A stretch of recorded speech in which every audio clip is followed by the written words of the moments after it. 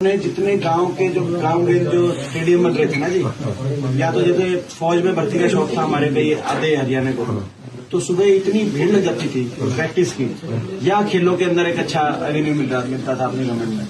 अब वो स्टेडियम में आप सुबह जाओगे ना जब प्रैक्टिस करने के लिए, आपको कोई मतलब जो किसान आंदोलन हो रहा था, वो सीएम की भाषा थी, वो गुंडों की तरह गला उठा ले, तुम भी मारो, सर फोड़ दो इनकी।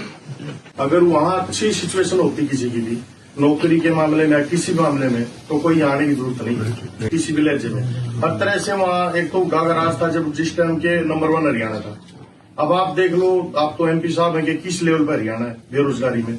सब केवल और केवल अपने रोजगार के लिए आदेश छोड़ के आ रहे नहीं, कोई माँ बाप से अलग होकर दूर नहीं है, कोई परिवार से, कोई रिश्तों से दूर होकर राजी है। मैं 6-7 साल हो गए सर, मेरे ताजिबी पीछे पूरे हो गए 2021 में, और नहीं पहुंच पाए। मजबूरियां, माँ भी बूढ़ी हो रही, इन करें क्या, मजबूरी है ना। मजबूरी, अगर उनका पालन पोषण देखें तो यहाँ रहना जरूरी है, अगर खुद का दिल देखें कि क्या हो रहा है वहां पर, तो वहां जाना जरूरी है, लेकिन जा नहीं सकते, परिस्थितियां ऐसी है। सोता भी बैठती है, इन्होंने ये सिखा दिया बैठ के सोना। सोने का टाइम थोड़ा कम, इसका टाइम में तो जाएंगे। पहले आप ऐसे नेता हो जिन्होंने हमारे बारे में पूछा है, दिल से।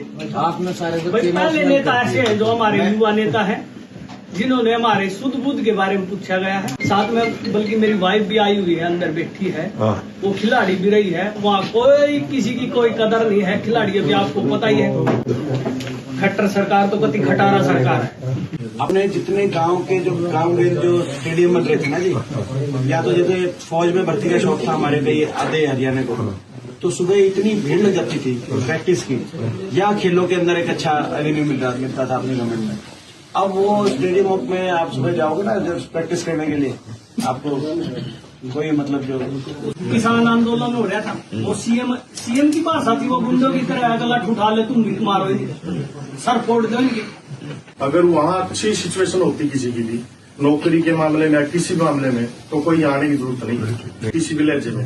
हर तरह से वहाँ एक तो गागराज था जब जिस टाइम के नंबर 1 हरियाणा था। अब आप देख लो, आप तो एमपी साहब हैं कि किस लेवल पर हरियाणा है बेरोजगारी में। सब केवल और केवल अपने रोजगार के लिए आदेश छोड़ के आ रहे नहीं, कोई माँ बाप से अलग होकर दूर नहीं है, कोई परिवार से, कोई रिश्तों से दूर होकर राजी है। मैं 6-7 साल हो गए सर, मेरे ताजिबी पीछे पूरे हो गए 2021 में, और नहीं पहुंच पाए। मजबूरियां, माँ भी बूढ़ी हो रही, इन करें क्या, मजबूरी है ना। मजबूरी, अगर उनका पालन पोषण देखें तो यहाँ रहना जरूरी है, अगर खुद का दिल देखें कि क्या हो रहा है वहां पर, तो वहां जाना जरूरी है, लेकिन जा नहीं सकते, परिस्थितियां ऐसी है। तो देश में हालात ऐसे पैदा हो गए सर, सेंटर में भी और स्टेट में भी, कि बद से बदतर होता जा रहा है। तो इसलिए हमारे को आपसे अपील भी है, और आप कर भी रहे हैं ऐसा। आप पहले ऐसे नेता जिसने प्रवासियों का जो भी है, प्रवासी का हालचाल जाना है, दुख सुख की बोला है। और सबसे बड़ी बात आपने बोली थी कि बिहार से तुम अपने घर फोन करके बोलोगे कि आपका एक बेटा यहाँ है, तो एक बेटा दीपेंद्र आपके घर पे हुआ है। ये बहुत बड़ा स्तर है।